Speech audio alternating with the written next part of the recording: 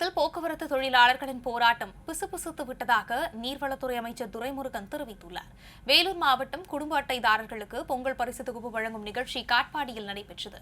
இதில் மாநில நீர்வளத்துறை அமைச்சர் துரைமுருகன் பங்கேற்று வேலூர் மாவட்டத்தில் உள்ள 4,49,311 பேருக்கு பொங்கல் தொகுப்பு மற்றும் ரொக்கம் ₹1000 ஆகியவற்றை வழங்கினார்.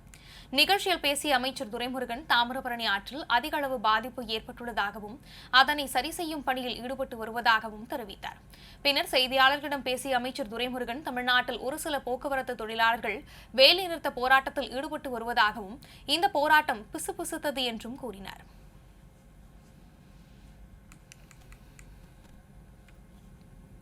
எத்தனை கோடி வரும் என்று நீங்கள் நினைத்து பாருங்கள். ஆனால் இருந்தாலும் அரசு ஊழியர்கள் CND பணியாளர்கள் என்று சொல்வார்கள். அவர்களுக்கெல்லாம் எத்தனை கோடி வரும் என்று நீங்கள் நினைத்து பாருங்கள். ஆனால் இருந்தாலும் அரசு ஊழியர்கள் CND பணியாளர்கள் என்று சொல்வார்கள். அவர்களுக்கெல்லாம்